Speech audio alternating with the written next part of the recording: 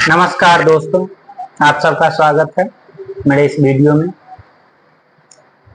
इस वीडियो में यह stock market investing for beginners lesson 4 है। ये इससे पहले वाले वीडियो में मैंने आपको पी रेशियो के बारे में बताया था और कंपनी का मार्केट कैप क्या होता है इसके बारे में मैंने आपको बताया था।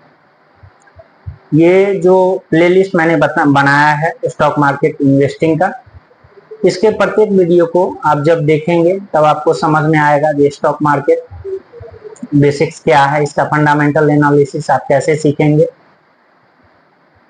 मैंने पिछले वीडियो में प्राइस टू अर्निंग रेशियो बताया है, मार्केट कैप बताया है, तो उसका लिंक भी मैं इस वीडियो में दे दूंगा डिस्क्रिप्शन बॉक्स में, आप उसको भी देख सकते हैं। डीमेट अकाउंट कैसे खोले इसके बारे में मैंने वीडियो बनाया है, तो उसको भी आप देखकर डीमेट अकाउंट खुद से बना सकते हैं। आज हम इस वीडियो में बात करेंगे जो किसी कंपनी का इंटरप्राइजेज वैल्यू क्या होता है और ये हमें कैसे पता चलेगा। जो कंपनी का इंटरप्राइजेज वैल्यू मतलब होता है जो उसका रियल वैल्यू, कंपनी का रियल वैल्यू क्या है। रियल वैल्यू एक एग्जांपल के जरिए मैं आपको बताता हूं। जैसे आपने कोई दुकान खरीदा और मान लीजिए उस दुकान के आपने 100 रुपए, दुकान का जो है आपने 100 रुपए में दुकान खरीदा और दुकान का जो तिजोरी है जहां पर भी, तो उसमें जो है 20 रुपए कैश रखे हुए हैं, रिजर्व है, 20 रुपए कैश उसमें रखे हुए हैं और दुकानदार को 100 रुपए किसी को देना है। मतलब कि दुकानदार पर जो है 100 रुपए का कर्ज है, वो भी आप जब दुकान खरीदिएगा तो वो कर्ज भी आपको चुकाना है। तो दुकान का जो रियल वैल्यू है, जिसे हम किसी भी कंपनी का जैसे इंटरप्राइजेज वैल्यू बोलेंगे, वो आपको दुकान कितने का पड़ा, तो वो हम लोग जो 100 रुपए जितने में हमने दुकान खरीदा और उसमें जितना भी कैश दुकान में रिजर्व रखा हुआ है, तो खरीदे हुए अमाउंट में से वो रिजर्व अमाउंट को आप माइनस कर दीजिएगा। उसके बाद दुकान पर जो कर्ज है वो उसमें ऐड कर देना है, तो दुकान हमें 90 रुपए का पड़ा। सेम चीज ऐसे ही जब किसी आप शेयर को एनालिसिस कीजिएगा तो उसका जो मार्केट कैप होगा, मार्केट कैप प्लस जो डेप्थ होगा, जो भी कंपनी पर डेप्थ है वो कर्ज, और उसमें से जो कंपनी के पास जो कैश रिजर्व है उसको माइनस करना है और जो वैल्यू आएगा वो इंटरप्राइजेज वैल्यू होगा। मैं ये इसको आपको स्टेप बाय स्टेप अभी करके दिखाऊंगा और उसे आप अच्छी तरह से समझ पाएंगे। अगर आप इन्वेस्टमेंट करना चाहते हैं शेयर मार्केट में और इसे सीखना चाहते हैं, तो आप इसके प्रत्येक वीडियो को जो मैं अभी सीरीज लाऊंगा उसे देखिएगा और कहीं पर भी आपको कोई प्रॉब्लम हो तो आप वीडियो में कमेंट बॉक्स में लिखकर आप मुझसे पूछ सकते हैं, मैं इसकी जानकारी आपको दूंगा। और वीडियो आपको अच्छा लगे तो प्लीज इसे सब्सक्राइब और लाइक कीजिए। सबसे पहले आपको गूगल क्रोम ओपन कर लेना है। इस पर हम लोग ticker.finology.in वेबसाइट पे जाना है। इसका लिंक मैं डिस्क्रिप्शन बॉक्स में भी दे दूंगा, आप वहां से भी इस पे जा सकते हैं। आप लोग इस पे अपना एक अकाउंट बना लीजिएगा, जिससे आप जो है इसमें जितना भी स्टॉक हम लोग एनालिसिस करेंगे उसको जो है आप वॉच लिस्ट में ऐड करके रख सकते हैं। मैंने भी अपना अकाउंट बनाया हुआ है, देखिए ये मेरा अकाउंट है। इसमें जितने भी टूल हैं, ये मैक्सिमम टूल जो है फ्री हैं, आप इसको एज ए बिगनर्स सीखने के लिए जो है यूज कर सकते हैं। बहुत ही अच्छा इंटरफेस है और मैं जितना भी वीडियो बनाऊंगा अभी मैं आपको इसी वेबसाइट के जरिए जो है मैं आपको बताऊंगा जो फंडामेंटल एनालिसिस कैसे करना है। इसमें एक एक रेशियो जैसे जैसे जो जिस टर्म में दिया हुआ है सभी रेशियो के बारे में हम लोग सीखेंगे। हमने पिछले वीडियो में मार्केट कैप के बारे में सीखा था। मार्केट कैप मतलब कंपनी की एक शेयर का प्राइस और टोटल नंबर ऑफ शेयर से जब हम उसके एक शेयर के प्राइस को मल्टीप्लाई करेंगे तो मार्केट कैप जो इसका जितना वैल्यू है उतना आ जाएगा। पी रेशियो के बारे में भी मैंने आपको पिछले वीडियो में बताया था, प्राइस टू अर्निंग रेशियो। इसके ईपीएस को जब इसके पी से गुना कीजिएगा, मल्टीप्लाई कीजिएगा, तो इसके शेयर का प्राइस जो है, एक शेयर का प्राइस उतना आ जाएगा। मतलब क्या, जो एक शेयर का प्राइस जितना है उतना पैसा लगाने, मतलब कि ईपीएस जो है उस 43 रुपीज, उसका 67 टाइम्स पैसा जो है हम लोग लगाएंगे, तब हम लोग 43 रुपीज कमा पाएंगे। तो पी मतलब कि बताता है ये कितना गुना पैसा लगाने के बाद जो ईपीएस हम लोग अर्निंग पर शेयर कमा रहे हैं इससे, उसका कितना गुना पैसा लगाने पर जो हमको ये पैसा अर्न होगा, इसके बारे में पी रेशियो बताता है। ये जो है कंपनी के वैल्यूएशन में, कंपनी ओवर वैल्यूड है या अंडर वैल्यूड है, सस्ता है या महंगा है, इसकी जानकारी आपको पी से प्राप्त हो जाएगी। इसके बारे में मैंने एक कंप्लीट वीडियो इससे पहले जो है लेसन 3 में पूरा बताया है, आप उसे देख सकते हैं। दूसरा है इंटरप्राइजेज वैल्यू। इंटरप्राइजेज वैल्यू का मतलब होता है जो कंपनी का मार्केट कैप और जो कंपनी के पास कैश है। तो आप इस कंपनी को जैसे खरीदना है तो इसका जो मार्केट कैप होगा, इसमें से कैश रिजर्व जो कंपनी के पास है उसे माइनस करेंगे, और जो कंपनी पर डेब्ट है, जो कर्ज है, उसको प्लस करेंगे, तो जो वैल्यू आएगा वो इंटरप्राइजेज वैल्यू है। आपको लगता होगा जो मैं इस रेशियो पे इतना ज्यादा क्यों ध्यान दे रहा हूँ या मैं क्यों बता रहा हूँ, इसको मैं देखिए मैं बताता हूँ जो इसको जानना क्यों जरूरत है। सबसे पहले ये राइट साइड में स्टैंड लोन और कॉन्सिलेटेड है। इसका मतलब स्टैंड लोन मतलब क्या, जो सिंगल एक यही कंपनी का जो अर्निंग है इसके बारे में बताएगा। कंसोलिडेटेड मतलब होता है जो इस कंपनी का जो अपना जो अदर इन्वेस्टमेंट होगा या अदर किसी बिजनेस में इस कंपनी का और भी पैसा लगा हुआ होगा या अदर इसके और भी सब्सिडी कंपनी होंगे, तो उसका टोटल जो है वैल्यू है वो कंसोलिडेटेड आपको बताएगा। देखिए हम लोग इसे कंपनी के माध्यम से समझेंगे। हम लोग टाटा मोटर्स को लेते हैं, टाटा मोटर्स लिमिटेड को इसमें लेना है, और इसके स्टैंड लोन को आप देख लीजिए। स्टैंड लोन में क्या दिखा रहा है, यहाँ पर इसमें डेप्ट दिखा रहा है 13,771 करोड़ रुपए। इसका जो है मार्केट वैल्यू देख रहे हैं आप, इंटरप्राइजेज वैल्यू 3,73,800 कुछ करोड़ रुपए है। सेम जब हम इसे कंसोलिडेटेड पर करेंगे तब इसका देखिए, स्टैंड लोन में इसका जो है नेट सेल्स आपको कितना दिखा रहा है, मार्च 2024 में 73,000,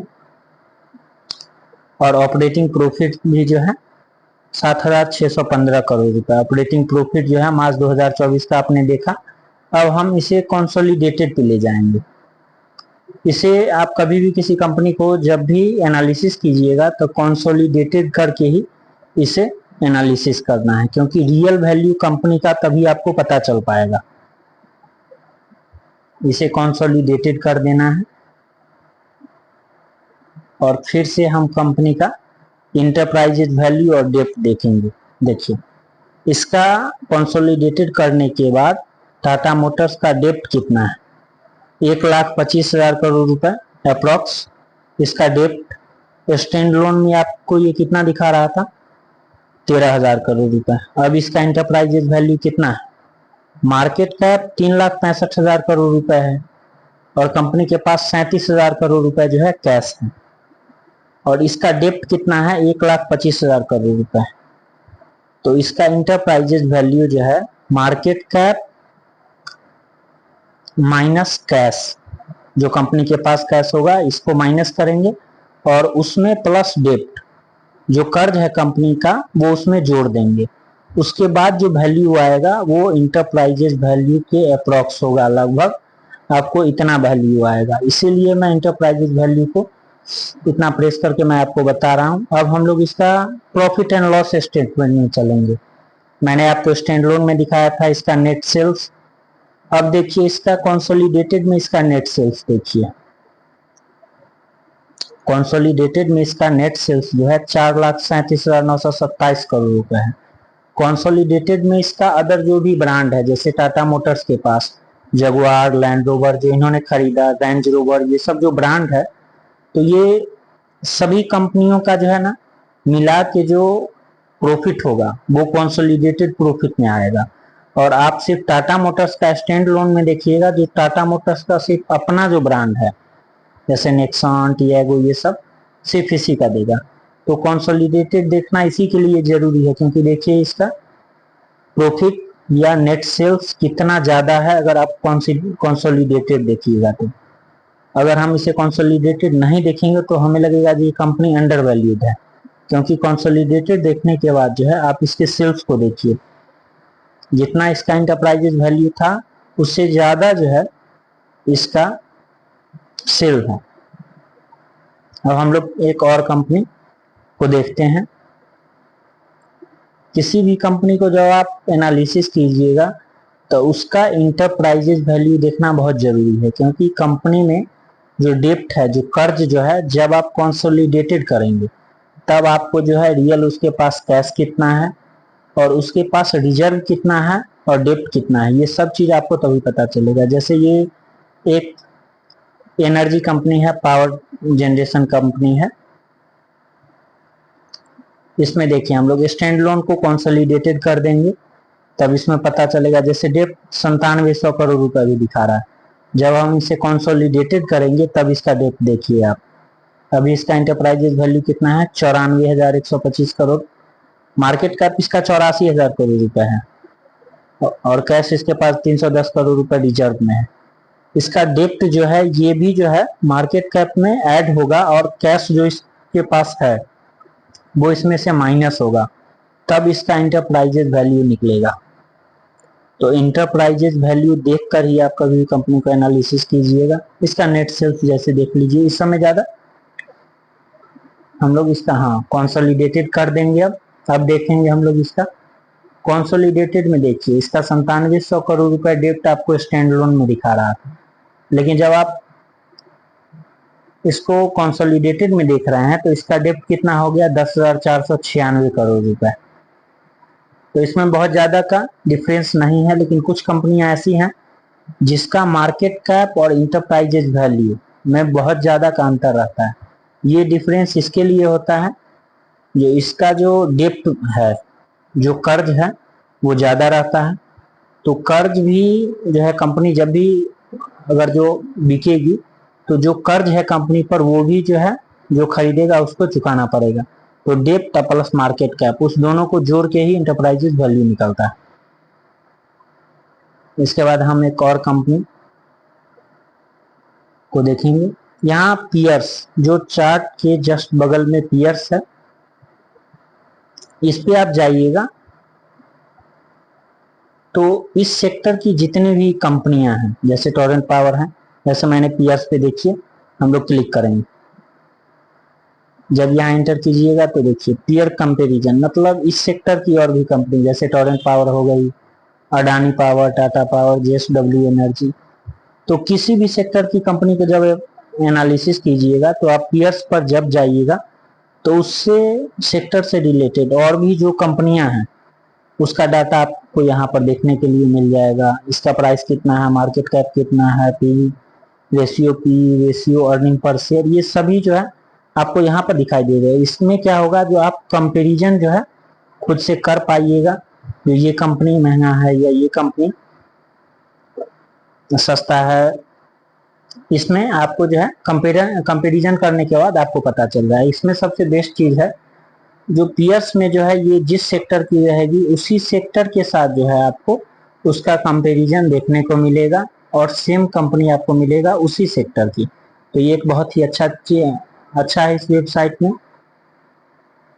अब जैसे हम लोग अडानी पावर को देखते हैं, अडानी पावर का देखिए अभी जैसे डेप्ट 25,000 है, जब हम इसे कंसोलिडेटेड किए तो इसका डेप्ट हो गया 42,000 करोड़ रुपए, मतलब कि इस पे कर्ज 42,000 करोड़ रुपए का है। और कैश जो है इससे पहले स्टैंड लोन में 5,000 दिखा रहा था, अभी देखिए कैश इसके पास 1873 करोड़ रुपए का है। तो जो मार्केट कैप दिखता है और इंटरप्राइजेज वैल्यू, उसमें जो डिफरेंस है ये डेप्ट के कारण है।